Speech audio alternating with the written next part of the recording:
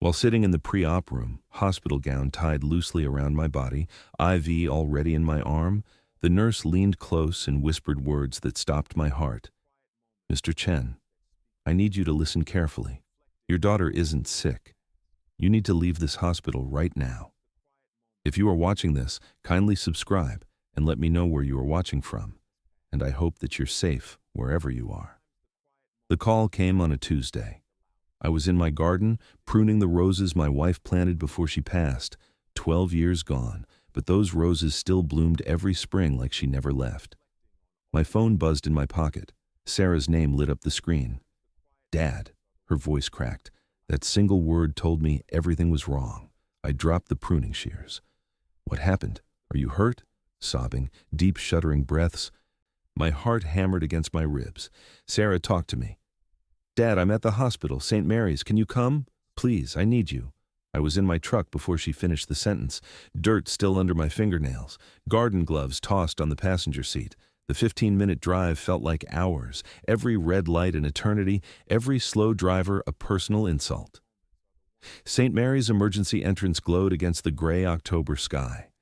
I parked crooked, didn't care, ran through automatic doors. The antiseptic smell hit me first. Fluorescent lights too bright. A nurse at the desk looked up. "Sarah Chen, my daughter," she called me. The nurse typed, checked her screen. "Room 412, 4th floor." I took the stairs.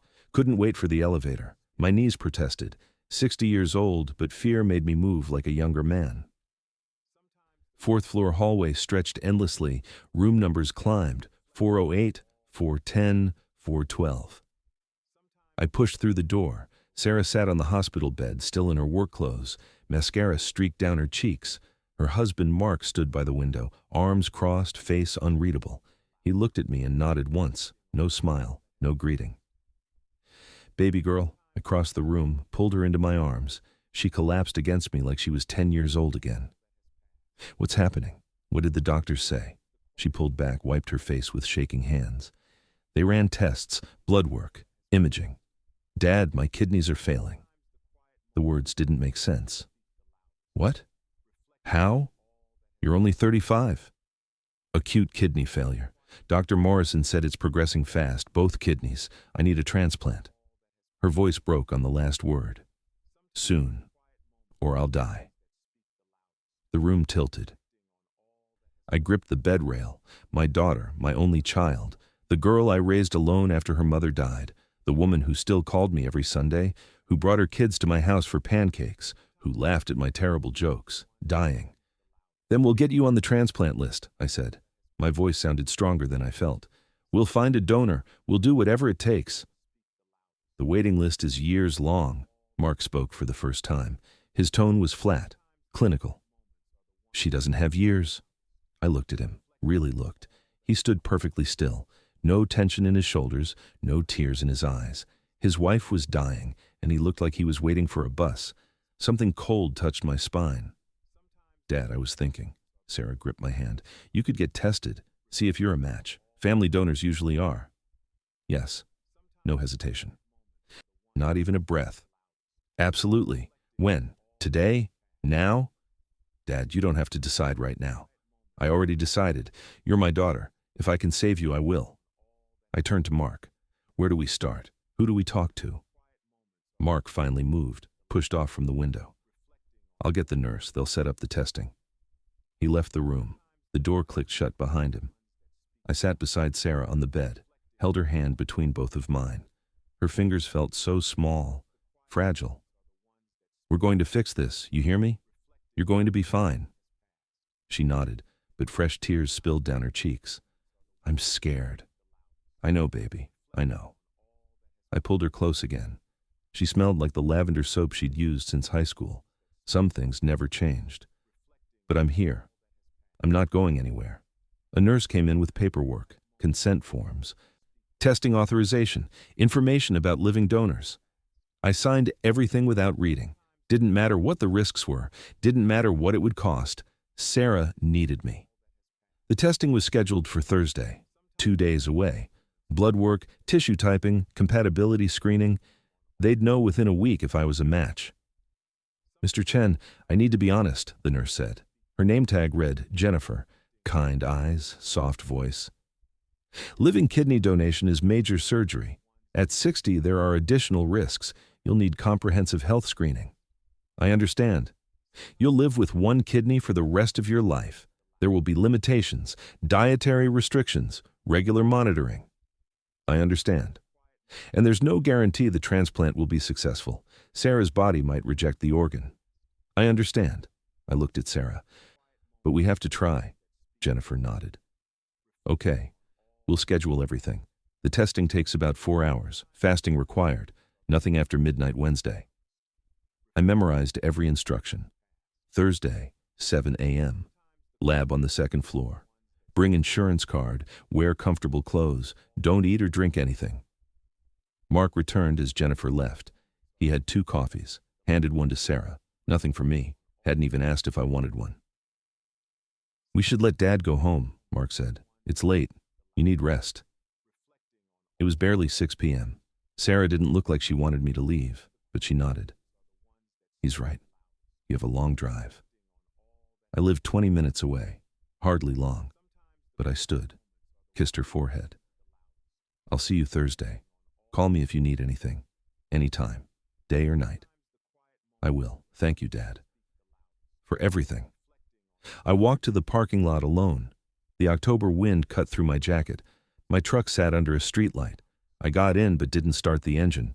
Just sat there, hands on the wheel, breathing. My daughter was dying. I would give her my kidney. Simple as that. The drive home passed in a blur. I parked in my driveway, walked to my front door. The house was dark, empty. It had been empty for 12 years. Some nights I still expected to see Margaret in the kitchen, still called out, "I'm home," to nobody. Inside, I made tea I didn't drink, sat at the kitchen table, stared at the wood grain. My phone buzzed. Sarah, probably. I picked it up. Text from a number I didn't recognize. Everything's going according to plan. She'll do it. He bought everything. Wrong number.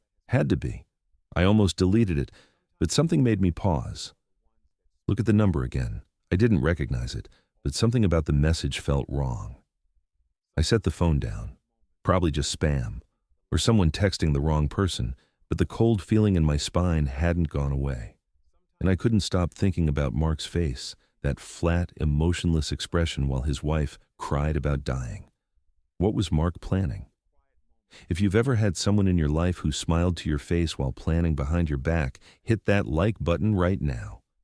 People like Mark count on us staying silent. Don't let manipulators win. Show me you see through the lies. Thursday morning arrived too fast and too slow. I woke at 4 a.m., though my alarm wasn't set until 5. Couldn't sleep. Kept thinking about Sarah, about the tests, about what came next. The house was silent around me. I made coffee I wasn't allowed to drink, fasting orders, not even water after midnight. My stomach growled, but I ignored it.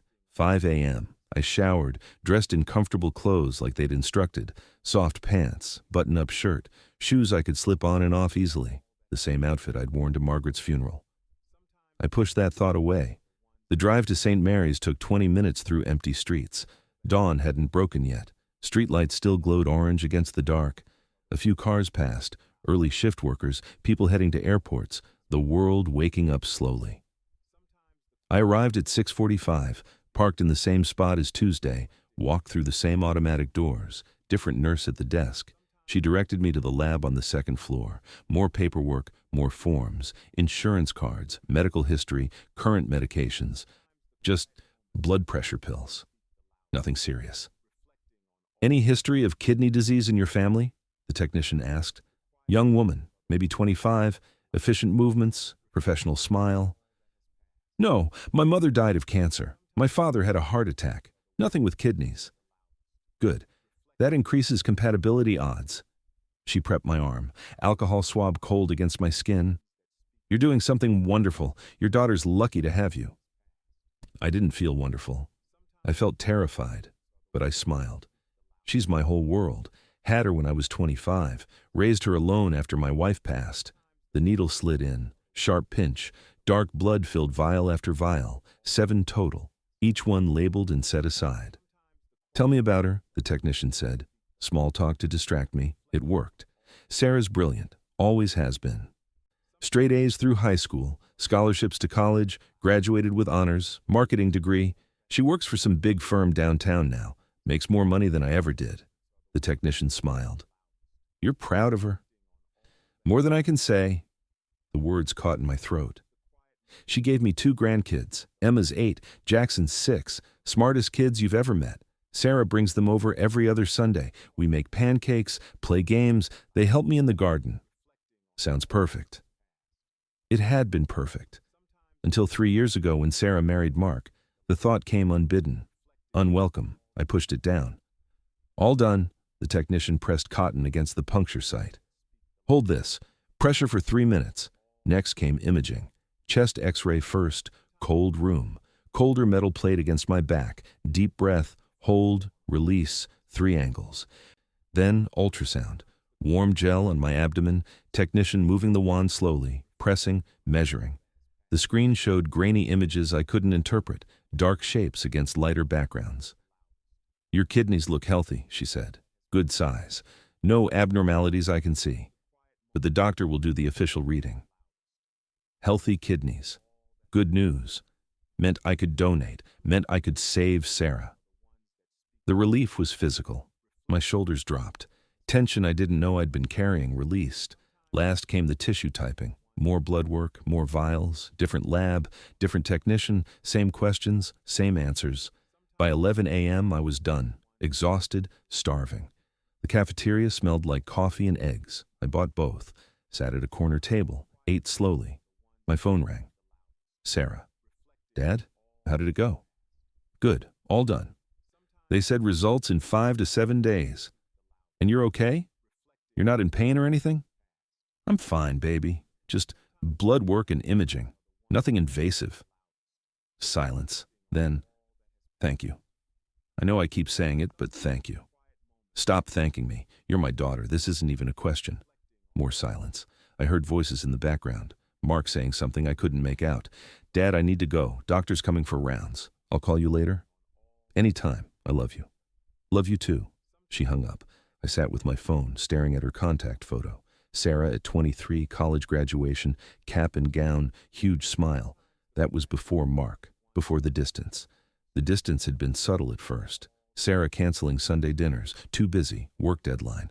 Mark had plans, little things. Excuses that made sense individually but added up to something bigger.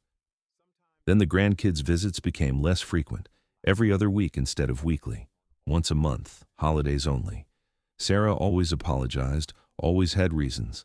But the reasons all involved Mark. Mark needed her for something. Mark's family was visiting.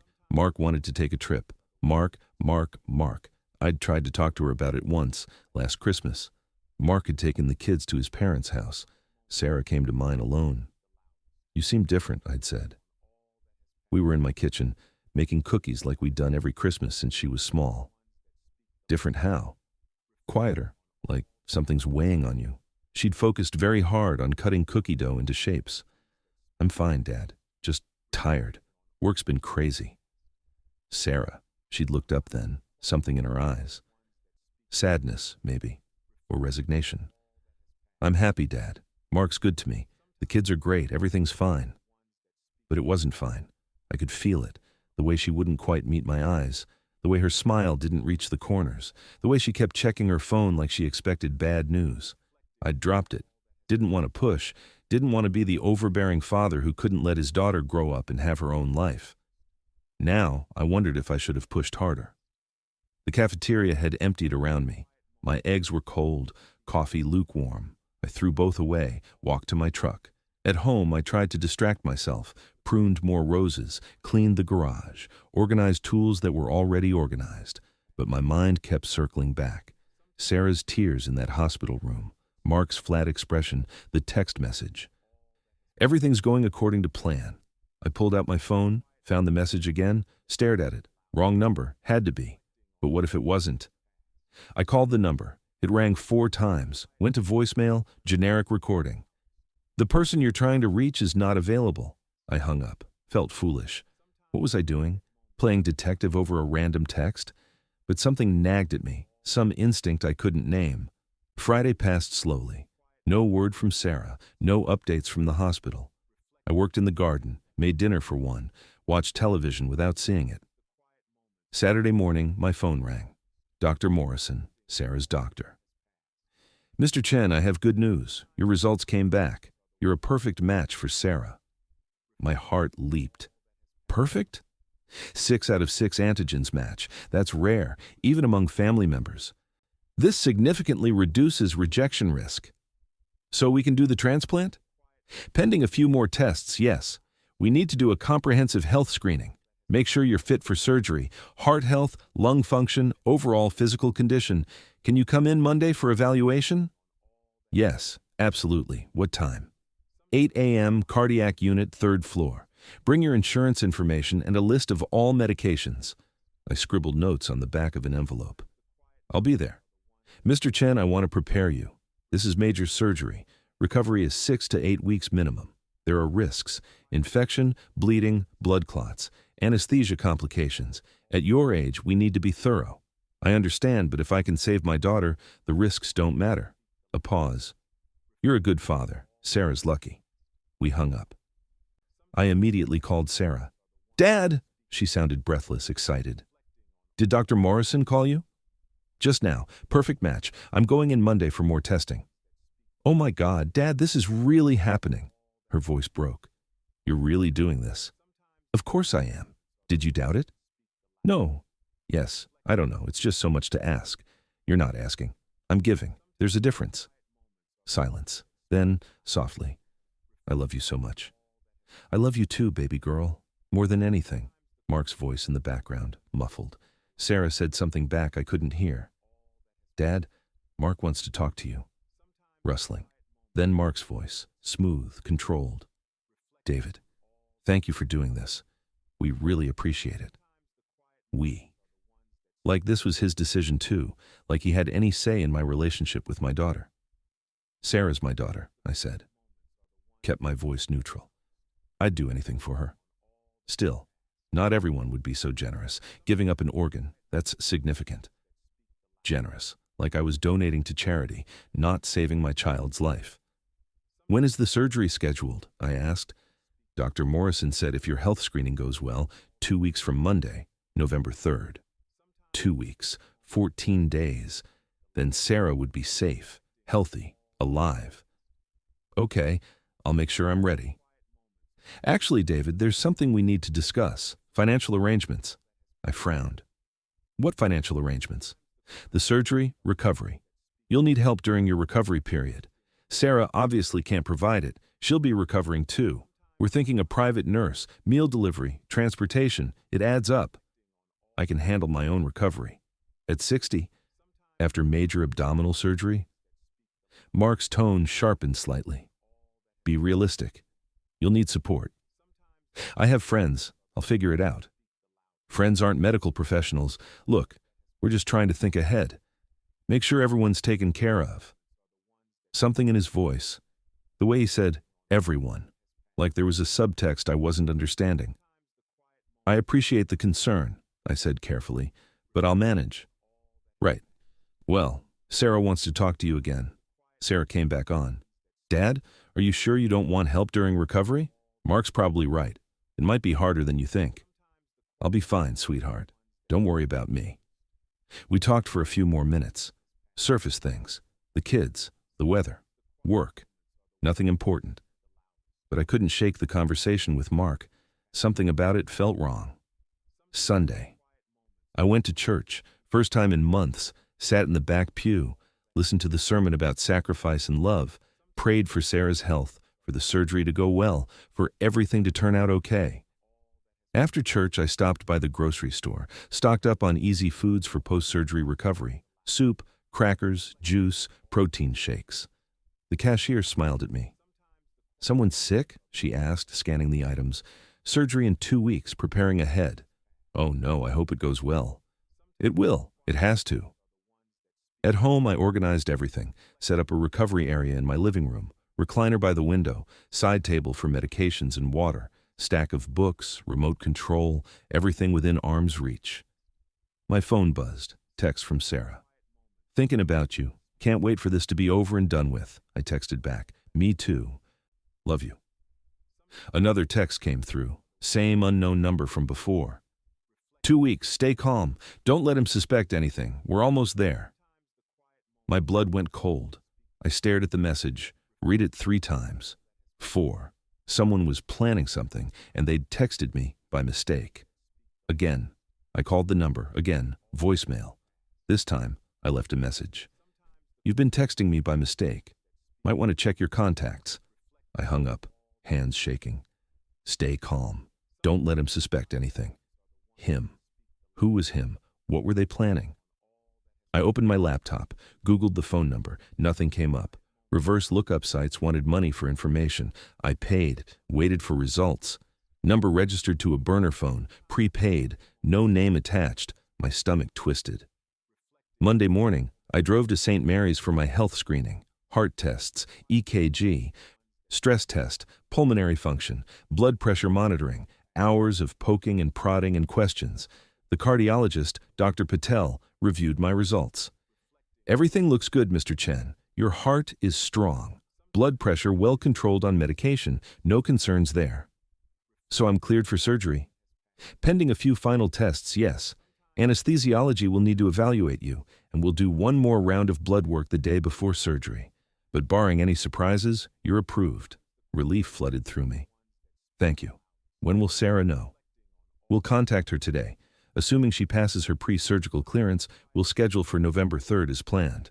I left the hospital feeling lighter. This was really happening. Sarah would be okay. I drove home, made lunch, sat at my kitchen table. My phone was next to my plate. It buzzed. Text message. Unknown number again. Confirmed. November 3rd. Buyers ready. $250,000 are transferred upon delivery. The sandwich turned to sawdust in my mouth. Buyer. Delivery. $250,000. I read the message again. Again. Someone was selling something for $250,000, and delivery was November 3rd, the same day as my surgery. No, it couldn't be. Wrong number, had to be wrong number. But 3 texts? All around the time of Sarah's diagnosis and my testing and the surgery date? Have you ever loved someone so much you'd give them a piece of yourself without thinking twice? I had. I did. Sarah was my whole world. But what if someone was using that love against me? My hands wouldn't stop shaking. I set the phone down carefully, like it might explode. Buyer, delivery. November 3rd. I stood, paced my kitchen. This was insane, paranoid. Sarah was sick. She needed a kidney. I was giving her one. That was all. But Mark's face, his flat expression, his questions about money and recovery and arrangements, the texts, everything's going according to plan. Stay calm. Don't let him suspect. Buyer ready. $250,000. I picked up my phone, called Sarah. It rang and rang. Voicemail. Sarah, it's Dad. Call me when you get this. It's important. I hung up, called again. Voicemail. Texted. Need to talk to you. Please call. 10 minutes. 20. No response.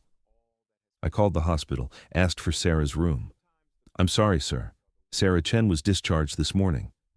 Discharged? Already?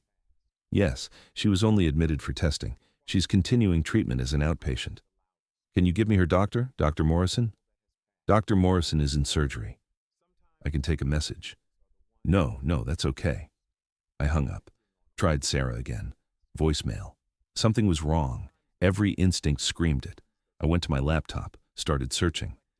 Kidney black market. Organ trafficking. Living donor fraud. Articles appeared. Horror stories. People tricked into donating organs. Organs stolen. Sold to wealthy buyers on waiting lists who'd pay anything to skip the line. $250,000 was the going rate. No, this was crazy. Sarah was my daughter. She wouldn't. She couldn't. But Mark would. The thought came clear and cold. Mark would. Mark with his flat eyes and calculated questions. Mark who'd isolated Sarah, who'd made her life smaller, who'd slowly cut me out. I needed proof, evidence, something beyond paranoid theories and wrong number texts. I grabbed my keys, drove to Sarah's house. 25 minutes across town, nice neighborhood, big houses, tree-lined streets. Mark insisted they live here. Sarah had wanted somewhere smaller, more affordable. Their driveway was empty, no cars, no one home. I parked across the street, waited. An hour passed, 2. The sun started setting. My phone rang. Sarah. Dad? Sorry, I was in a meeting. What's up? Where are you? At work? Why? Is everything okay? I'm at your house. Silence. What? Why? I needed to talk to you. It's important. Dad, you can't just show up at my house when I'm not there. That's weird. Weird. Like I was some stranger, some threat. Sarah, I need to ask you something, and I need you to be honest with me. Okay? Her voice was cautious, guarded. Are you really sick? Long pause. What kind of question is that? Just answer, please. Yes. Dad, I'm really sick. I have kidney failure. You saw the test results. You talked to Dr. Morrison. Why would you even ask that? I needed to hear you say it. Dad, are you okay? You're scaring me. Was I okay? No, I was terrified, confused, paranoid. I'm fine. Sorry. I'll talk to you later. I hung up before she could respond. Drove home in a daze. At home, I sat in the dark, didn't turn on lights, just sat. My phone buzzed, text from Sarah. Dad, you're really worrying me. Should I come over? I didn't respond. Another text. Please talk to me. What's going on? I typed slowly. I'm fine. Just stressed about surgery. Sorry for being weird. It's okay. I understand. This is scary for both of us. I set the phone down, stared at the ceiling. Maybe I was wrong. Maybe the texts really were a wrong number. Maybe I was so scared of losing Sarah that I was seeing conspiracies where none existed. Or maybe I was right, and my daughter was lying to me. Either way, I'd find out the truth. Tuesday morning, I woke with a plan. I couldn't live with the uncertainty. Couldn't go into surgery wondering if I was being used. I needed answers, real ones, not texts, not suspicions, facts. First stop, St. Mary's Hospital, records department. The woman behind the desk looked up as I approached. Middle-aged, tired eyes. Name tag said Patricia. I need copies of my daughter's medical records, I said. Sarah Chen, I'm listed as her emergency contact. Patricia typed into her computer. Frowned. I'm showing Sarah Chen, but you're not listed as having access to her records. I'm her father. I understand, sir, but unless you're listed as authorized, I can't release them. HIPAA regulations. She's my daughter. She has kidney failure. I'm donating my kidney to her. I need to see the records. Patricia's expression softened. I'm sorry, Mr. Chen. I really am. But without her written authorization, my hands are tied. I left the records department, took the elevator to the 4th floor, found Dr. Morrison's office. His secretary sat at a desk outside. I need to speak with Dr. Morrison. It's about Sarah Chen. The secretary checked her calendar. He's with patients all morning. Can I schedule you for later this week? It's urgent. She looked at me, saw something in my face, picked up the phone. Dr. Morrison, Sarah Chen's father's here, says it's urgent. A pause. He'll give you 5 minutes. Dr. Morrison appeared in his doorway, 50s, gray hair, kind face. Mr. Chen. Come in. His office was small, diplomas on the walls, family photos on the desk. We sat across from each other. What can I do for you? I took a breath. I need to see Sarah's medical records, the diagnosis, the test results, all of it. Dr. Morrison leaned back. You understand I can't share patient information without consent. I'm her father. I'm donating my kidney. I deserve to know what I'm dealing with. And I appreciate your willingness to donate, but the law is clear. Sarah would need to authorize release. Then can you tell me, doctor to concerned father, is she really dying? His expression shifted. Surprise. Concern. Why would you ask that?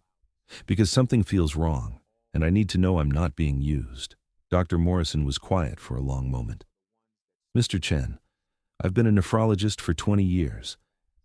I've seen families do terrible things to each other, but I've also seen love like yours, rare, selfless love. He leaned forward. I can't share specifics, but I can tell you that Sarah's case is being treated with appropriate urgency. The transplant is medically necessary. It wasn't enough, but it was something. "Thank you," I said. I left his office, stood in the hallway. Hospital sounds echoed around me. Beeping machines, rolling carts, overhead pages, medically necessary. He'd said medically necessary. That meant Sarah really was sick, right? Or did it mean something else? I took the elevator down, walked through the lobby. Outside, the November air bit cold. I sat in my truck, pulled out my phone. The unknown number texts stared back at me. I screenshot them, saved them to a folder. Then I did something I'd never done before.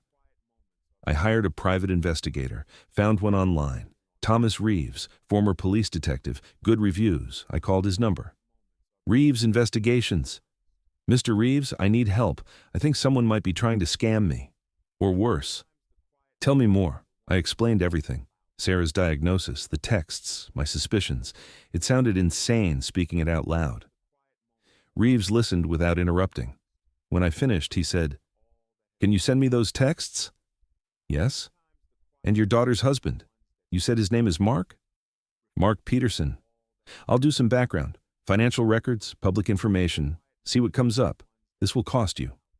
"I don't care about cost." "Okay, give me 48 hours. We hung up. I'd done something. Taken action. It felt better than sitting in paranoid uncertainty. I drove home. The rest of Tuesday passed slowly. I tried to work in the garden but couldn't focus. Made dinner I didn't eat. Watched television without seeing it. Wednesday morning, Sarah called. "Dad, can you come over tonight for dinner? The kids miss you." My heart squeezed. Emma and Jackson. I hadn't seen them in 3 weeks. "Of course. What time?" 6? "I'm making your favorite, pot roast. I'll be there." I arrived at 6 exactly. Parked in their driveway. The house was a 2-story colonial, white with black shutters, perfect lawn, perfect flower beds, perfect facade. Sarah opened the door before I knocked, smiled, hugged me tight. "The kids are in the living room. They're so excited." I stepped inside. Everything was pristine. White carpet, cream walls, nothing out of place. "Grandpa," Emma ran toward me, 8 years old, missing her 2 front teeth, dark hair like Sarah's. I scooped her up. "There's my girl. Did you get taller?" "Maybe. Mom says I'm having a growth spurt." Jackson appeared, 6 years old, shy smile. "Hi, Grandpa." I ruffled his hair. "Hey, buddy, how's first grade?" "Good. We're learning multiplication." We went to the living room. The kids showed me their latest artwork. Emma was drawing horses. Jackson liked dinosaurs. Normal, beautiful, innocent. Mark appeared from the kitchen. "David, good to see you." We shook hands. His grip was firm, cold. "How are you feeling?" he asked. "Surgery's in less than 2 weeks." "Fine, ready?" "Good, good," he smiled. It didn't reach his eyes. "Drink?" "Water's fine." Dinner was pot roast like Sarah promised. Tender beef, carrots and potatoes, homemade rolls. We sat at their dining room table. The kids chattered. Sarah served. Mark watched me. "So, David," Mark said, "have you thought about your recovery plan, where you'll stay?" "At home, like I said." "Alone, after major surgery?" "I'll manage." "Dad, maybe Mark's right," Sarah said softly. "Maybe you should consider a recovery facility, just for a week or 2. A facility. She meant a nursing home. "I'm 60, not 90. I don't need a nursing home." "Not a nursing home, a recovery center. They have medical staff, physical therapy. It might be easier." "Why are you both pushing this?" Silence fell across the table. Emma looked between us, confused, sensing tension. "We're not pushing," Mark said carefully. "We're concerned. You're doing this huge thing for Sarah. We want to make sure you're taken care of." But his eyes, cold, calculating, like he was maneuvering chess pieces. "I appreciate the concern, but I'm staying at home." Sarah's mouth tightened. "Okay, if that's what you want." The rest of dinner was stilted, awkward. The kids finished and asked to be excused, ran off to play. I helped Sarah clear the table. In the kitchen, away from Mark, she touched my arm. "Dad, are you okay? You seem off." "I'm fine." "You're not. You've been weird since Monday, showing up at my house asking if I'm really sick. What's going on?" I looked at her. Really looked. Her face was pale, dark circles under her eyes. She'd lost weight, sick. She looked sick, but was she? I'm just scared, I said. It was true. Scared of the surgery, scared of losing you. Her eyes filled with tears. You're not losing me. You're saving me. I pulled her into a hug. She felt small, fragile, like I could break her. I love you, I whispered. I love you too, Dad. Mark appeared in the doorway. Everything okay in here? We pulled apart. Sarah wiped her eyes. Fine, she said. Just emotional. Mark's gaze moved between us, assessing. David, before you go, can we talk? In my office? Every instinct said no, but I nodded. Mark's office was off the kitchen. Small room, desk, computer, filing cabinets. He closed the door behind us. Sit. I sat. He remained standing. Power move. I want to be straight with you, Mark said. This transplant, it's expensive. Even with insurance, there are costs, deductibles, co-pays, post-op medications. It adds up. I have savings. Savings won't cover it. We're looking at probably $50,000 out of pocket, between your costs and Sarah's. 50,000. My savings had maybe 30. I'll figure it out. Or, Mark leaned against his desk, we could make other arrangements. What other arrangements? There are programs, financial assistance for living donors. I've been researching. We could apply. Fine, apply. But there's also, look, this is delicate. He paused. There are buyers. My blood went cold. Buyers? People on transplant waiting lists, wealthy people, who pay donors for organs, under the table, completely illegal, of course, but it happens. I stared at him. Are you suggesting I sell my kidney? Not sell. You're giving it to Sarah, but if we happen to receive compensation from a third party, anonymous donation to help with medical costs, no one would need to know. The room was too small, too hot. I stood. You want me to sell my kidney on the black market? I want us to be financially stable. This transplant could bankrupt both families. A little outside help would make things easier. No. David, be reasonable. I said no. I moved toward the door. His hand shot out, grabbed my arm. You should think about it. Really think. Your savings won't last. You'll be in debt, struggling. For what? Pride? I jerked my arm free. For morals, for legality, for basic human decency. His face hardened. Fine. Do it your way. But don't come crying to me when you're drowning in medical bills. I left his office, found Sarah in the living room with the kids. I need to go, I said. Already? You just got here. I'm tired, long day. She walked me to the door, hugged me goodbye. See you soon? Yeah, soon. I drove home, hands shaking on the wheel. Mark had just propositioned me to sell my kidney. Actually said the words out loud.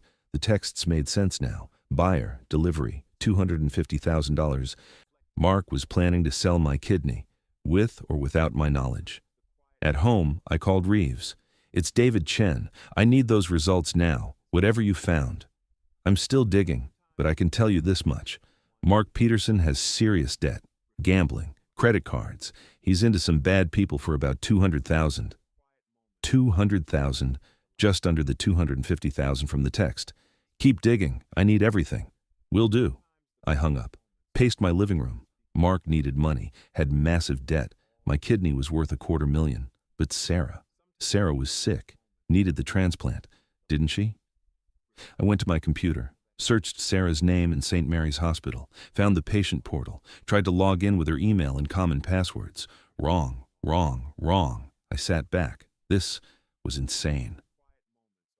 I was hacking my own daughter's medical records, but I had to know. My phone rang. Unknown number. I answered. Hello? Silence. Then a click. They'd hung up. I called back, straight to voicemail. Someone was watching, listening, tracking. I stood, locked all my doors, closed all my curtains, sat in the dark. Tomorrow I'd get answers, real answers. But would I like what I found? Thursday morning, Reeves called at 7 a.m. We need to meet in person. I found something. Where? Rosie's Diner, Route 47, 20 minutes. I drove through gray drizzle, November in full force, trees bare, sky heavy. The diner was a small building off the highway, chrome exterior, neon sign. Inside smelled like coffee and bacon. Reeves sat in a back booth, 50s, graying hair, weathered face, ex-cop written all over him. I slid into the seat across from him. He pushed a manila folder toward me. "You're not going to like this." I opened it. Bank statements, credit reports, all in Mark's name. Debt totaled $237,000, casinos, credit cards, personal loans from companies I'd never heard of. Loan sharks, probably. "He's desperate," Reeves said. "These people, the ones he owes, they're not patient." I kept reading. Next page was Sarah's medical records. "Wait, how did you get these?" "I have contacts, don't ask." Sarah's records showed nothing. Normal kidney function, blood work from 6 months ago, everything normal. "She's not sick," I said. The words felt hollow, empty. "Not according to this. These records are from August, 3 months ago, perfect health." "But Dr. Morrison, he said the transplant was medically necessary." Reeves leaned back. "Did he? Or did he say her case was being treated with appropriate urgency?" I remembered. The exact words. Treated with appropriate urgency, not medically necessary, not dying. Carefully chosen words. "Dr. Morrison knows," I said. "He suspects something." "Possibly, or he's being cautious. Doctors can't diagnose from second-hand information." Next page. Photos. Sarah and Mark at a restaurant, laughing, drinking wine. Sarah looked healthy, happy, not dying. "When was this taken?" 2 days ago, Tuesday night, after her supposed hospital discharge." The pot roast dinner was Wednesday. She'd looked sick then, pale, thin, acting. She'd been acting. My daughter was lying to me. Reeves pulled out his phone. "There's more. I had a contact check the hospital's surgical schedule. Your surgery is scheduled. November 3rd, 7 a.m. But there's a notation." He turned the phone to show me. "Surgical schedule, my name, Sarah's name, then alternate recipient, J. Patterson, Chicago Memorial." "Who's J. Patterson?" "Wealthy businessman, end-stage renal failure, on the transplant list for 3 years, willing to pay top dollar to skip the line." The room tilted. "They're not giving the kidney to Sarah." "No, they're giving it to Patterson for $250,000. Mark gets his money, pays his debts, everyone wins. Except me. Except you." I sat back, breathed, tried to process. "And Sarah? Is she part of this?" Reeves's expression softened. "Hard to say. Could be Mark manipulated her, lied to her, convinced her she was sick. Some men are good at that. Gaslighting, control. Or she's complicit. Or she's complicit." I looked at the photos again. Sarah laughing, no guilt. No fear, just happy. "What do I do?" "You cancel the surgery, walk away, report this to the police, and lose my daughter forever. You've already lost her. She's lying to you, using you. Whether she's a victim or a willing participant, the result is the same." He was right. I knew he was right. But she was my daughter, my baby girl, the child I'd raised alone, the woman I'd sacrifice anything for. "What would you do if you discovered your own child was lying to you about dying?" I gathered the folder. Stood. "Thank you. Send me your bill." "David, don't do anything stupid." I drove home in a daze. The evidence sat on my passenger seat. Proof. Undeniable proof. Sarah wasn't sick. Mark was selling my kidney. The whole thing was a scam. At home, I spread the documents across my kitchen table, stared at them. My phone rang. Sarah. I didn't answer. Couldn't. Couldn't hear her voice and pretend I didn't know. She left a voicemail. "Dad, just checking in. Surgery's in 10 days. Getting nervous but excited. Love you." Lies. All lies. I needed more proof. Needed to be absolutely certain before I confronted her. That afternoon, I drove to St. Mary's, parked, watched the entrance. At 3 p.m., Sarah's car pulled in. She got out, walked inside. Not to the patient entrance, to the administrative building. I followed at a distance. She went to the 3rd floor, accounting department. I waited in the hallway, pretended to look at my phone. She emerged 20 minutes later, saw me, froze. "Dad, what are you doing here?" "I had a follow-up appointment. What about you?" "Oh, same. Just checking on billing, insurance stuff." "For your transplant?" "Yeah. Making sure everything's covered." More lies, smooth, practiced. "Want to grab coffee?" I asked. "I can't. I have to get back to work. Rain check? Sure, rain check. She hugged me, smiled, left. I went to the accounting department, same woman Sarah had just spoken with. I'm David Chen. My daughter Sarah was just here. About her transplant billing? The woman looked confused. Sarah Chen? She wasn't asking about transplant billing. She was asking about organ donor compensation programs. My stomach dropped. Compensation. Yes, for living donors, financial assistance, help with medical costs. It's a legitimate program.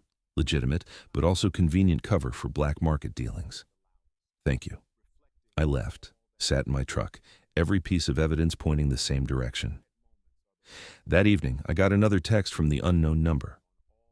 Final payment confirmed. Delivery November 3rd, 9 a.m. Chicago Memorial Surgical Wing, J. Patterson, room 847. They'd sent me the exact details. Again, this wasn't a wrong number. This was intentional. Someone was warning me. I stared at the text. Who? Who was sending these? I called the number. This time someone answered. Hello? Woman's voice, young, nervous. Who is this? Silence, heavy breathing. You've been texting me, I said. Warnings, information. Who are you? I can't. I'm sorry. She hung up. I immediately called back. Voicemail. But I'd heard her voice. Knew it was a woman, someone on the inside, someone who knew what Mark was planning. Friday morning, I called Dr. Morrison's office. I need to speak with him today. It's urgent. His secretary sighed. Mr. Chen, he's booked solid. Please, tell him it's about Sarah's transplant, about the truth. A long pause. Hold. 5 minutes later, Dr. Morrison came on the line. Mr. Chen, my office, noon. At noon exactly, I sat across from him again. This time, I put the folder on his desk. I know, I said. I know Sarah's not sick. I know about the black market sale. I know about J. Patterson. Dr. Morrison's face went pale. He opened the folder, scanned the contents. Where did you get this? Private investigator. He closed his eyes. I suspected. God, I suspected. But I couldn't prove anything. And I can't violate patient confidentiality without evidence. You have evidence now. This? He tapped the folder. This was obtained illegally. I can't use it. But you can cancel the surgery. On what grounds? If you consent, if Sarah consents, if all the medical checks clear, I have no legal right to refuse. Even knowing it's fraud? Even then? Unless you formally withdraw consent. I stood, paced his small office. My daughter's doing this, lying to me, using me. Or her husband is doing it, and she's a victim too. I wanted to believe that, desperately wanted to believe Sarah was innocent. But the photos, the lies, the smooth deception. What do I do? Dr. Morrison leaned forward. You walk away. You cancel. You report this to the authorities. And my daughter? Your daughter made her choices. Now you have to make yours.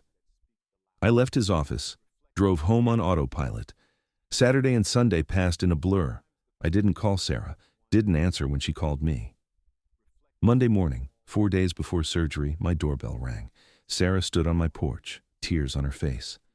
Dad, why are you avoiding me? What did I do? I stepped aside. Let her in. We sat in my living room. The folder was on my coffee table. I pushed it toward her.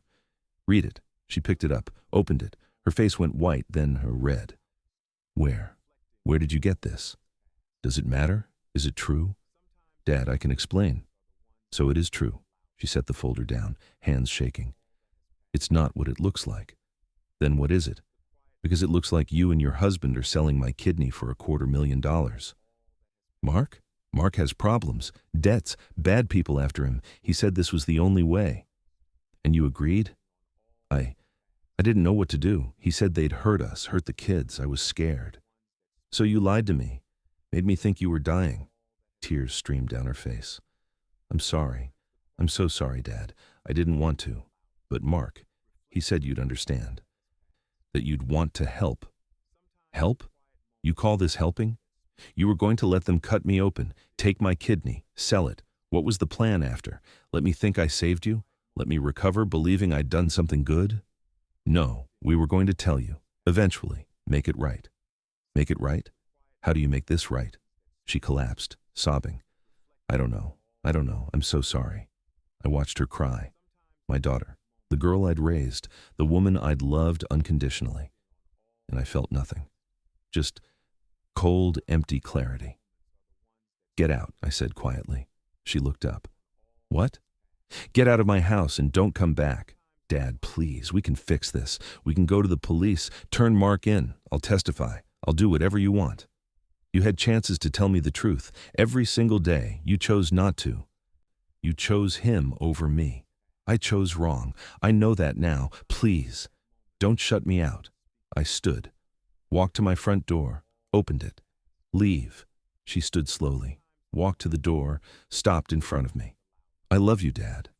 I loved you too. Past tense. She flinched like I'd slapped her, then walked out. I closed the door, locked it, stood there. She was gone.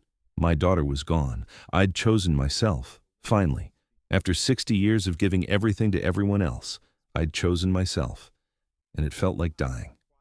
Tuesday morning, 3 days before the scheduled surgery, I woke to pounding on my door. Mark's voice. David, open up. We need to talk. I stayed in bed, let him pound. I know you're in there. Sarah told me everything. Open this door. Eventually, he left. I heard his car peel out of my driveway. My phone rang. Unknown number. The woman. I answered. Hello?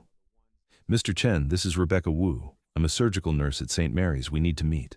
Finally. Where? Morningside Park, 30 minutes. I'll find you. The park was empty. Cold November morning. Wet leaves covering the ground. I sat on a bench near the pond. A young woman approached. Late 20s, Asian, nurse's scrubs under her coat. Mr. Chen. Rebecca? She sat beside me, looked around nervously. I don't have much time. They can't know I'm talking to you. You've been sending the texts. Yes. I work in the transplant unit. I heard Mark and Sarah talking about the sale, about Jay Patterson. I couldn't let it happen. Why not just go to the police? And say what? I overheard a conversation? I have no proof, no evidence that would hold up. It would be my word against theirs. I'd lose my job, my license, everything. But you warned me. I couldn't just stand by. You seemed like a good man, a father who loved his daughter. I couldn't let them use you like that. I looked at her. This stranger who'd risked everything to help me. Thank you. She pulled out her phone. I recorded something yesterday. Mark came to the hospital to finalize arrangements. He didn't know I was in the supply closet.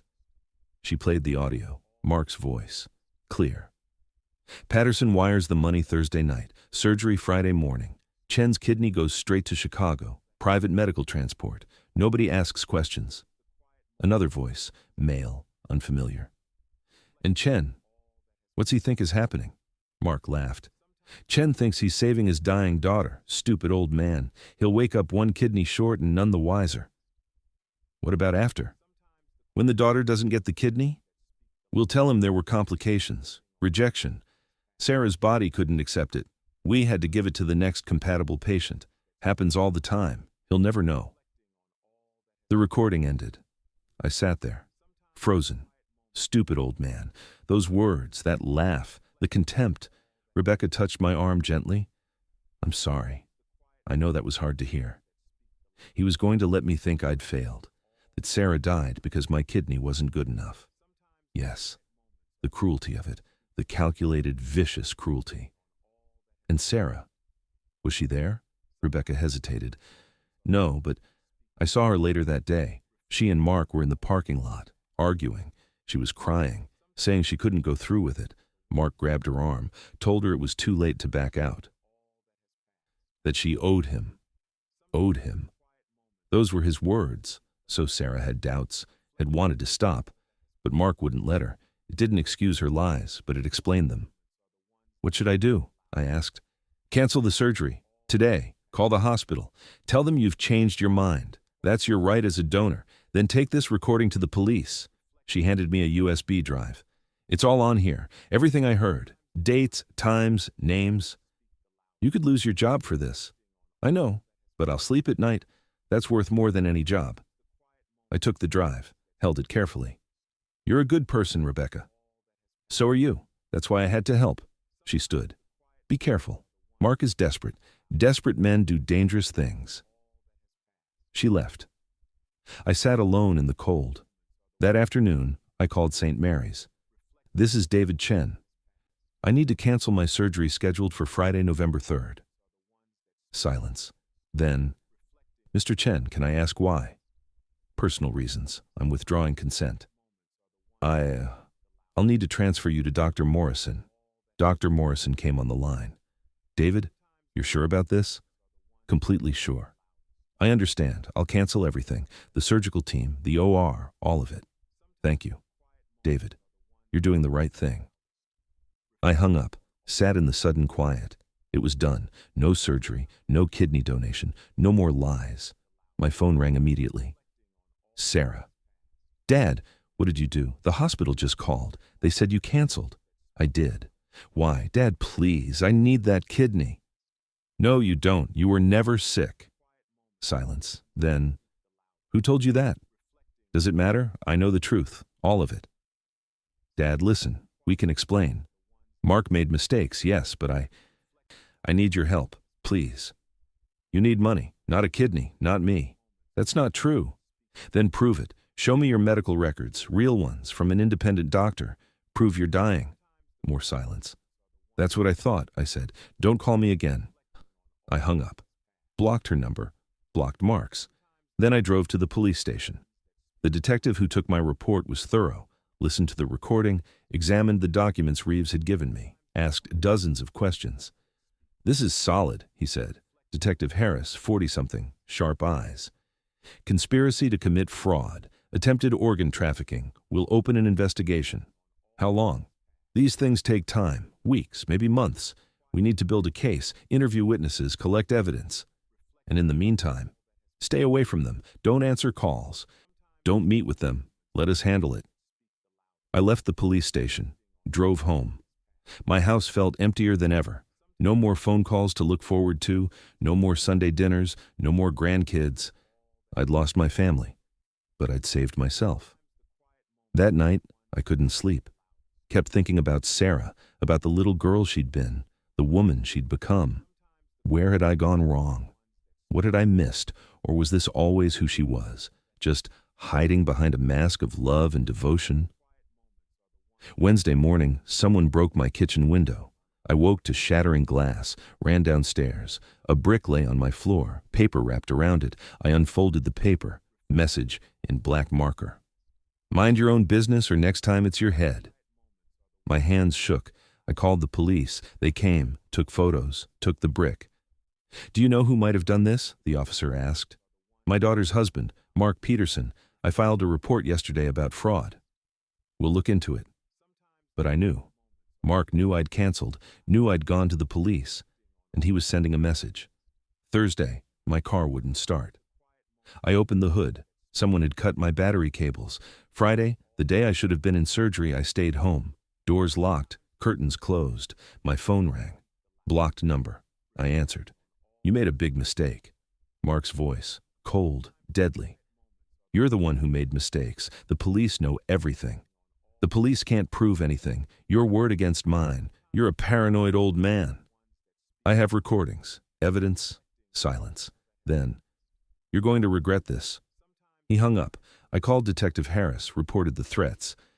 He said they'd pick Mark up for questioning. Saturday morning, I woke to sirens, looked out my window. Police cars in Sarah's driveway across town? I found out later. They'd arrested Mark, charged him with fraud, attempted organ trafficking, and making terroristic threats. Sarah called from a number I didn't have blocked.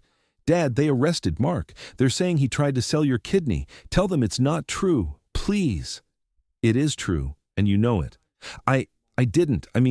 Dad, he manipulated me, made me think we had no choice. I'm a victim too. Maybe she was. Maybe she wasn't. I didn't care anymore. Goodbye, Sarah. I hung up. This time forever. Could you forgive someone who was willing to cut you open for money, even if that someone was your own child? I couldn't. Not now. Maybe not ever. Sunday, I went to church. Prayed for strength, for peace, for understanding I didn't have. Monday, Detective Harris called. Mark Peterson made bail. He's out, but there's a restraining order. He can't contact you, can't come within 500 feet. What about Sarah? No charges against her yet. We're still investigating her involvement. Could go either way. That evening, someone knocked on my door. Soft, tentative. I looked through the peephole. Emma and Jackson, my grandchildren. I opened the door. They stood there, small, scared. Grandpa? Emma's voice was tiny. Can we come in? I looked past them. Sarah's car in my driveway. She sat in the driver's seat, watching. Where's your dad? I asked. Jail, Jackson said. Mom says he did bad things. Can we stay with you? Emma asked. Just for a little while? Mom's crying a lot. We're scared. I looked at them. These innocent children caught in adult disasters. What do you do when the sins of the parents fall on the children? I stepped aside. Come in. They ran inside, to my living room, to the toys I kept for them in the corner. Sarah appeared at my door, face red, eyes swollen. Thank you, she whispered, for letting them in. This is for them, not you.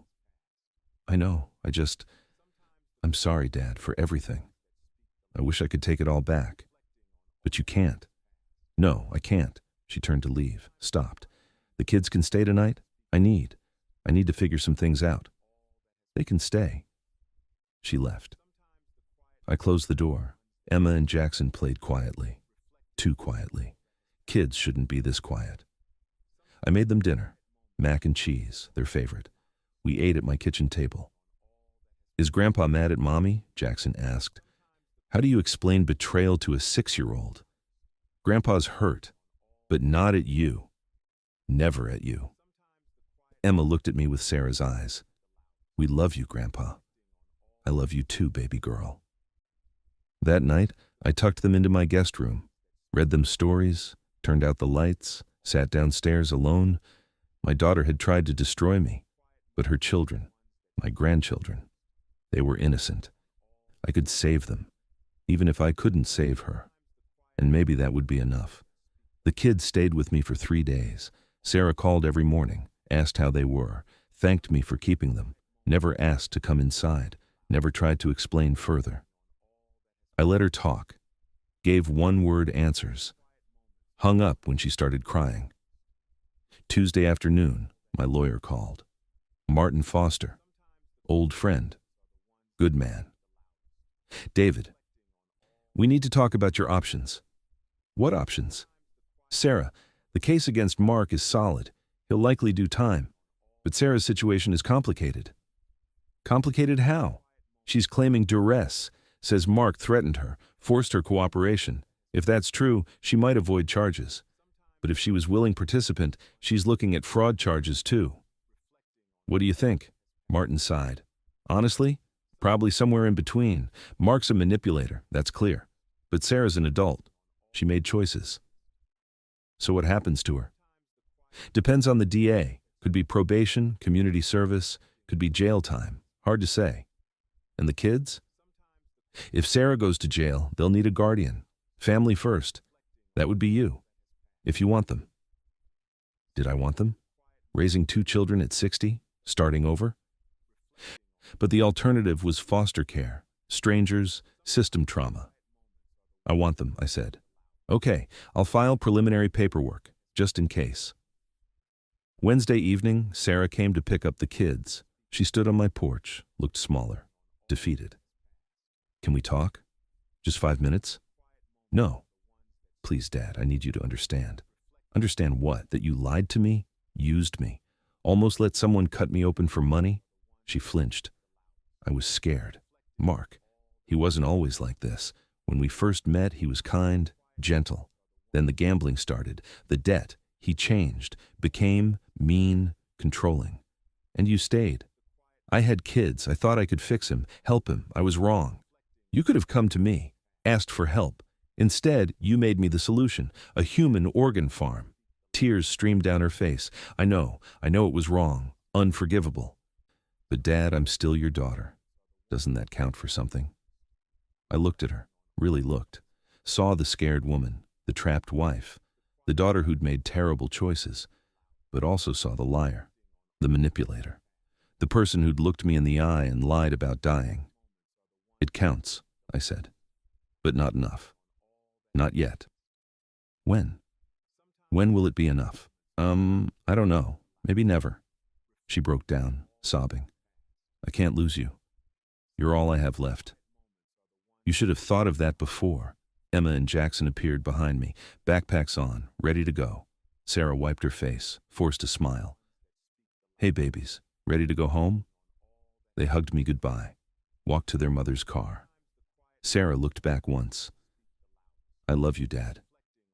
I closed the door without answering. Thursday, the preliminary hearing happened. Mark pleaded not guilty. Claimed the whole thing was a misunderstanding. His lawyer argued entrapment, said Rebecca Wu, the nurse, had set him up, that the recordings were inadmissible. The judge disagreed. Set trial for March. Bail increased to $500,000. Mark couldn't pay. Back to jail. Friday, Sarah was formally charged. 1 count of conspiracy to commit fraud. The DA offered a deal. Testify against Mark. Full cooperation. In exchange, probation and community service. No jail time. She took it. Detective Harris called to tell me. Thought you'd want to know. Sarah's cooperating. She'll testify that Mark planned everything, that she was coerced. Was she? Honestly, probably partially true. Mark's a piece of work. But Sarah's not innocent. She knew what was happening, chose not to stop it. Will she do time? With the deal? No. 2 years probation. 500 hours community service, mandatory counseling. Light sentence for attempted organ trafficking, but the system wasn't perfect. Thank you for letting me know. David, one more thing. We found the buyer, Jay Patterson, wealthy CEO, end-stage renal failure. He's been charged too, attempting to purchase organs illegally. How much time will he do? Rich guy like that? Probably fines, maybe house arrest. System's not fair. No, it wasn't. That weekend, I spent alone. Truly alone for first time in weeks. No kids, no calls, no drama. Just me and my house and my thoughts. Saturday afternoon, I went to my garden. The roses were dying. Winter coming. I pruned the dead branches, prepared the beds for frost, Margaret's roses, 12 years dead but still blooming, still surviving. Maybe I could too. Sunday, I went to church. Sat in my usual pew, listened to the sermon about forgiveness. The pastor talked about releasing anger, letting go of bitterness, forgiving those who've wronged us. I wanted to. God, I wanted to. But every time I closed my eyes, I saw Sarah's face, heard Mark's laugh, felt the betrayal like a knife. After service, the pastor found me. Father Michael, good man, known him for years. David, I heard what happened. How are you holding up? Barely. Want to talk? We sat in his office. I told him everything. The lies, the plan, the arrest, all of it. He listened without interrupting. When I finished, he said, "That's a heavy burden to carry. I don't know how to let it go." Maybe you don't, not yet. Forgiveness isn't instant. It's a process, sometimes lifelong. I want to forgive her. She's my daughter. But every time I think about it, I just feel rage. That's normal. You were betrayed by the person you loved most. That wound doesn't heal quickly. Will it heal at all? With time, with work, with grace, yes.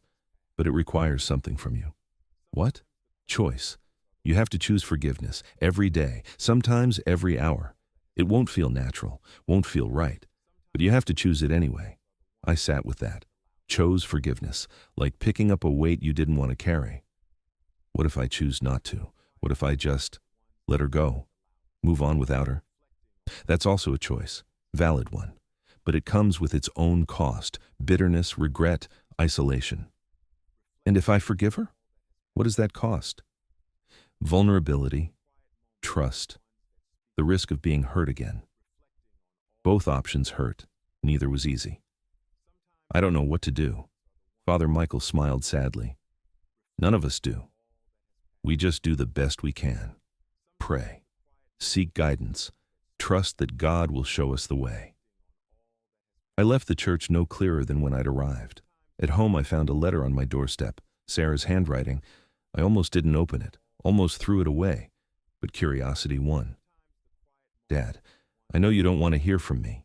I know I don't deserve your forgiveness, but I need you to know the truth. Mark lied to me too, told me I was sick, showed me fake test results, convinced me I was dying. I believed him because I loved him, because I trusted him. By the time I realized the truth, I was in too deep. He threatened to take the kids, said he'd hurt you. I was terrified. I should have been stronger, should have gone to the police, should have protected you. I didn't. I failed you, failed myself. I'm not asking for forgiveness. I know that's too much. But I'm asking for a chance, someday, to prove I'm more than my worst mistake. The kids ask about you every day. They miss you. They love you. Whatever you decide about me, please don't punish them. They need their grandpa. I love you. Always have, always will. Sarah. I read it 3 times, looked for lies, found maybe truth, maybe more manipulation, impossible to tell. I folded the letter, put it in my desk drawer, not throwing it away, but not responding either, leaving it, unresolved, like everything else. Monday morning, I called Martin. File the guardianship paperwork. If Sarah goes down, I want custody of Emma and Jackson. Understood. I'll get it done. And Martin, draw up a will. Everything goes to the kids, trust fund. They get it when they're 25. Sarah gets nothing. You sure about that? Completely sure. Tuesday, I started therapy. Dr. Chen, no relation, 50s, kind face. Tell me why you're here. I told her everything. She listened, took notes, asked clarifying questions. You've experienced profound betrayal, she said, from your own child. That's a unique trauma. How do I get past it? First, acknowledge you might not. Some betrayals are too deep. Some relationships can't be repaired. That's depressing. It's realistic. Not every story has a happy ending, but you can still have a good ending. Peace, closure, healing. How? By choosing yourself. You've spent 60 years choosing others, your wife, your daughter, everyone but you. That's what parents do.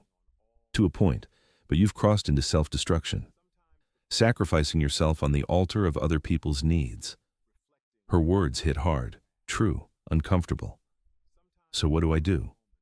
You learn to say no, to set boundaries, to prioritize your own well-being, even when it hurts, especially when it hurts. Over the next weeks, I did exactly that.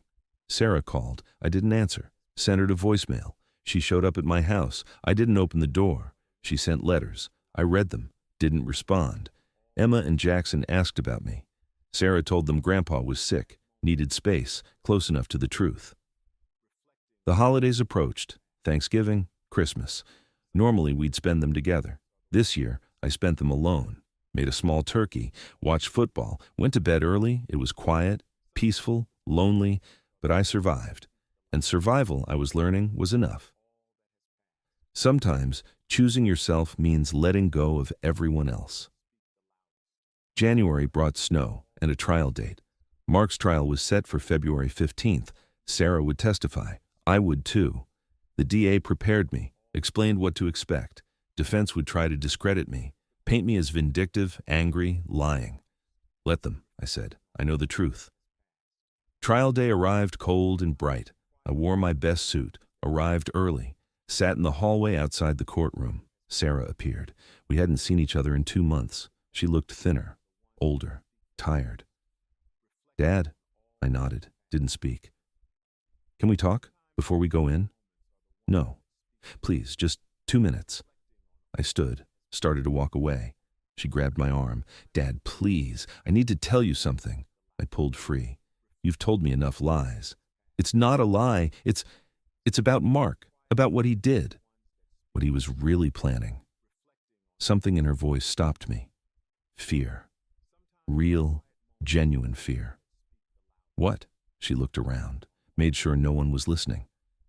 Mark didn't just want your kidney for money. He wanted you dead. The words didn't compute. What? After the surgery, he was planning an accident. While you were weak, recovering, make it look natural. Then there'd be no witnesses, no one to contradict his story. My blood went cold. How do you know this? I found texts on his phone to the people he owes money to. They were helping him plan it. The surgery was just step one. I stared at her, looking for the lie, the manipulation, found. Maybe truth? Why are you telling me this? Because you need to know how dangerous he is, how far he was willing to go. Tears filled her eyes. I didn't know, Dad. I swear I didn't know until after you canceled. I found the texts. That's when I realized he wasn't just using us, he was going to kill you. The courtroom doors opened. The bailiff called us in. We need to tell the DA, I said. I already did. That's why they added attempted murder to the charges. Attempted murder. He'd planned to kill me. We entered the courtroom. Mark sat at the defense table, saw me, smiled, cold, calculated, the smile of a man who'd planned my death. I sat in the gallery. Sarah sat separately. Witnesses couldn't sit together. The trial began. Opening statements, prosecution laid out the case, fraud, organ trafficking, attempted murder, defense argued mistaken identity, misunderstanding. Their client was innocent, being framed. First witness, Rebecca Wu, the nurse. She testified about the overheard conversations. The recordings, everything. Defense attorney attacked her. Isn't it true you were fired from your previous hospital for violating patient privacy? That was different. This was yes or no. Were you fired? Yes, but no further questions. Second witness, Detective Harris. He testified about the evidence, the paper trail, the financial records. Defense poked holes. Circumstantial, hearsay, no direct proof. Third witness, me. I took the stand, swore to tell the truth. The prosecutor walked me through everything. Sarah's diagnosis, my offer to donate, the discovery, the cancellation. And when you discovered the truth, Mr. Chen, how did you feel? Betrayed, devastated. I'd trusted my daughter with my life. She was willing to take it. Objection, defense attorney stood. Speculation. The daughter isn't on trial here. Sustained, the prosecutor rephrased.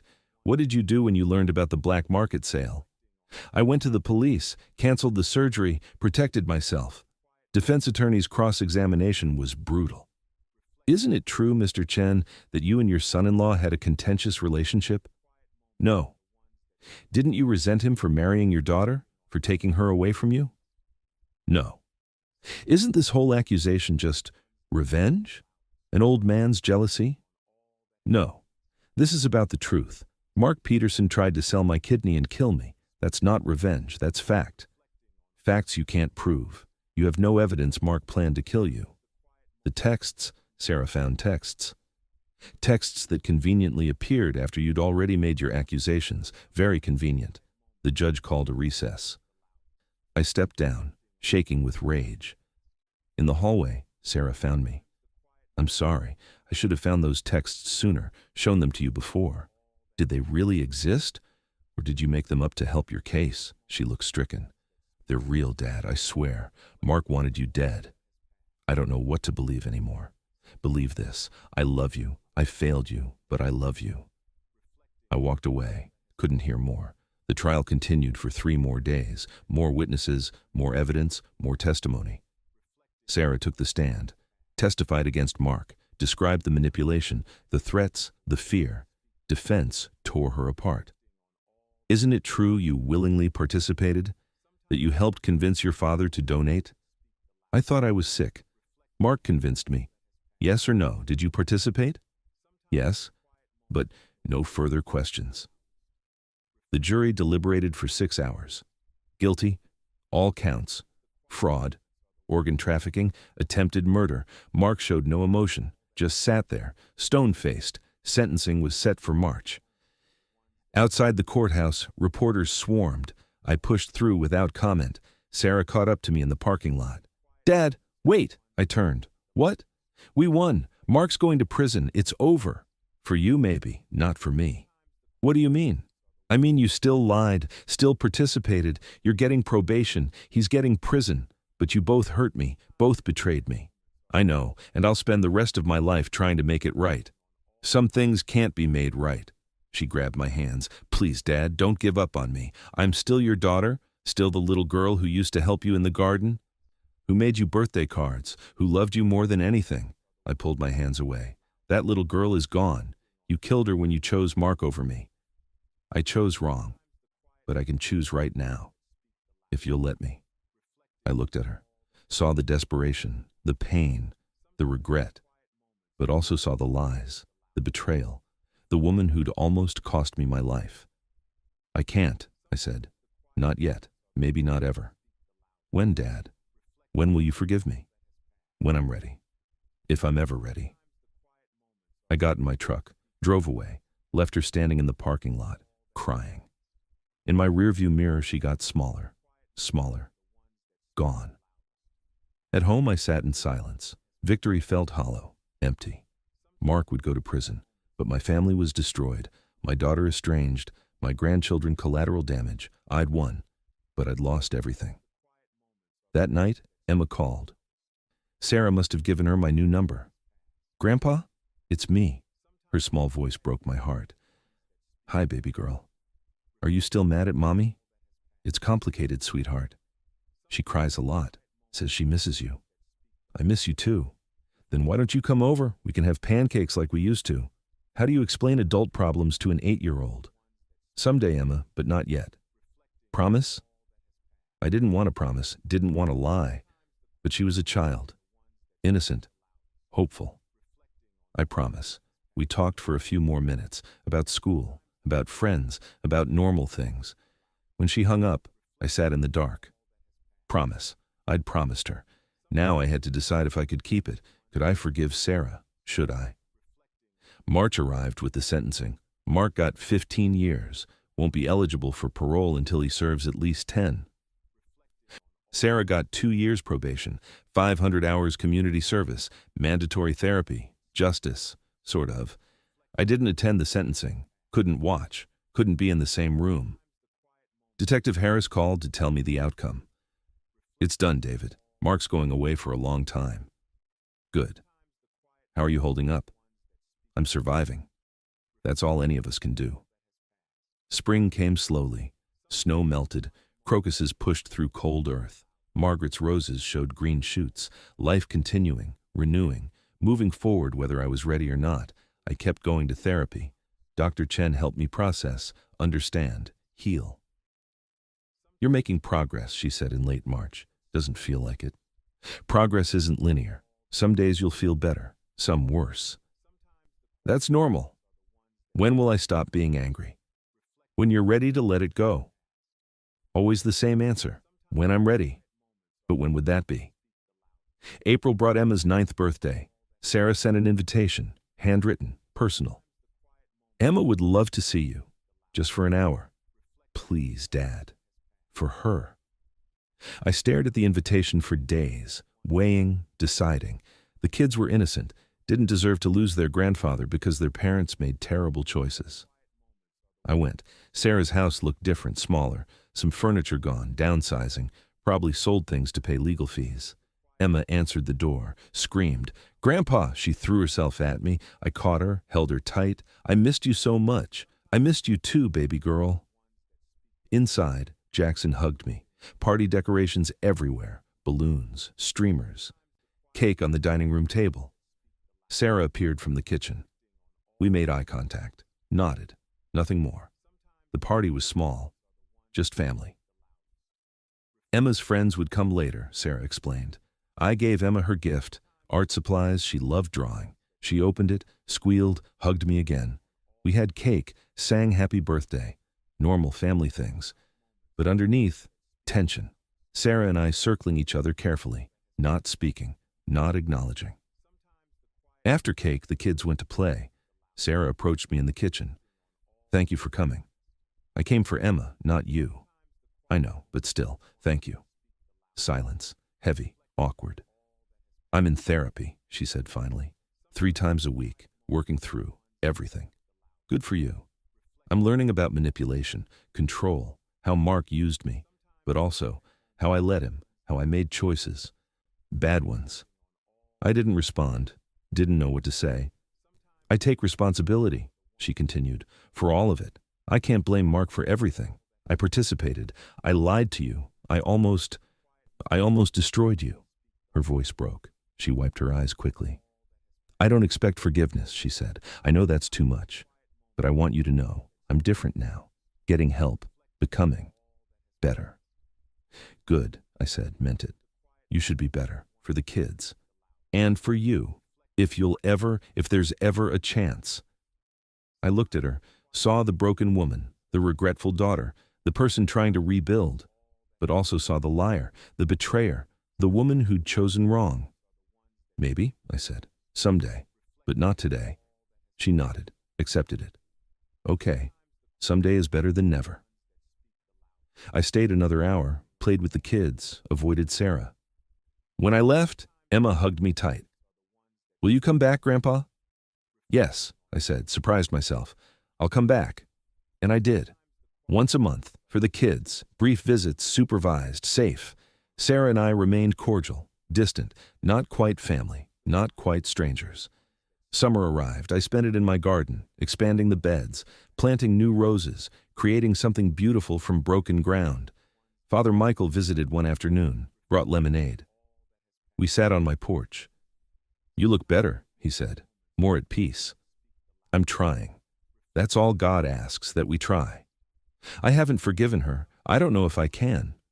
Forgiveness isn't about her. It's about you, releasing the poison, letting go of anger that's hurting you more than her. I'm not ready. Then don't be ready.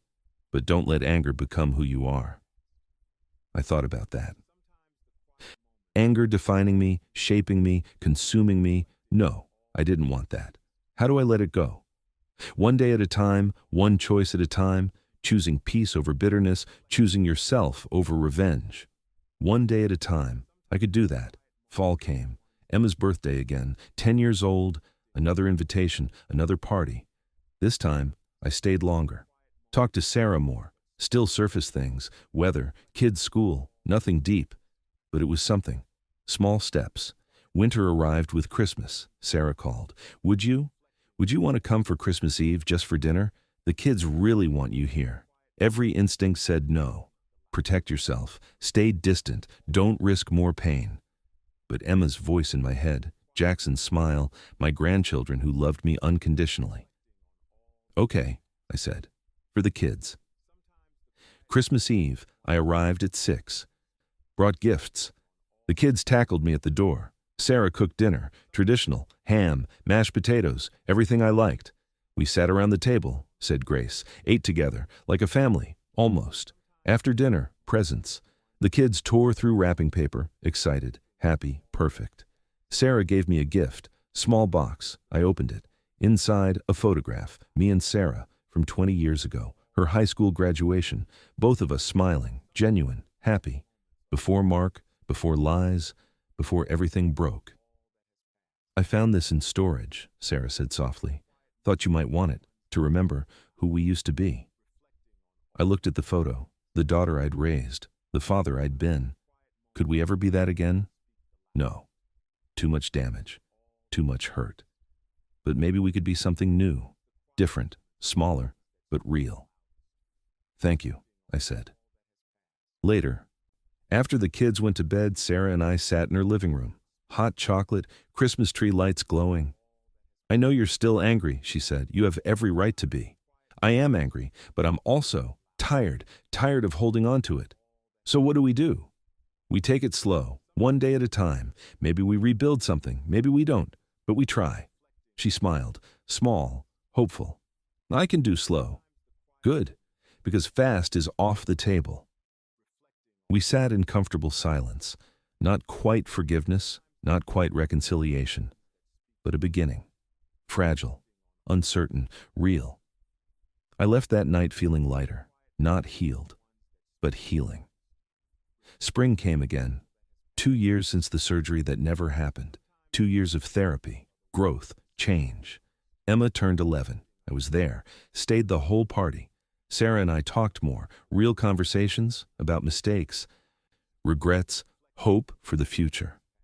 I'll never stop being sorry, she said one afternoon. We were in my garden, planting roses together. I know. And I understand if you never fully forgive me. I'm working on it. That's all I can promise. She nodded, wiped dirt from her hands. That's enough. We planted in silence, creating beauty together, growing something new from scarred ground. I realized something. Forgiveness wasn't a moment, wasn't a decision. It was 1,000 small choices to show up, to try, to hope. And maybe, slowly, carefully, we were choosing each other again, not the way we were. That was gone forever. But something new, harder, earned. I looked at Sarah, saw my daughter, flawed, broken, trying, like me. "We're going to be okay," I said, believed it. Almost. She smiled. "Yeah, eventually, we will. Eventually, not today, not tomorrow, but someday." And someday was enough. I'm 62 now, 2 years older, wiser, scarred but surviving. I still have both my kidneys, still have my house, still have my dignity. I lost my daughter for a while. Got her back different, changed but present. The grandkids are thriving. Emma wants to be an artist. Jackson loves science. They spend weekends with me often. We're rebuilding. Mark is in prison where he belongs. Won't think about him anymore. He's irrelevant. Sarah is healthier. Therapy helped. She's working, supporting her kids, making better choices. We'll never be what we were. That family died in a hospital pre-op room 2 years ago, but we're building something new, careful, honest, real. Some sacrifices aren't noble. They're just self-destruction dressed up as love. I learned to love myself, to protect myself, to choose myself. And that choice, however late, set me free. If you believe love should never be weaponized for greed, smash that subscribe button. Only people like Mark won't. Hit like if you stand with anyone who's ever been betrayed by family. Comment where you're watching from and tell me, would you have forgiven Sarah or walked away forever? Share this story with someone who needs to hear that choosing yourself isn't selfish, it's survival. Thank you for being here. Remember, you're not a spare part. You're a whole person who deserves protection, even from the people who claim to love you.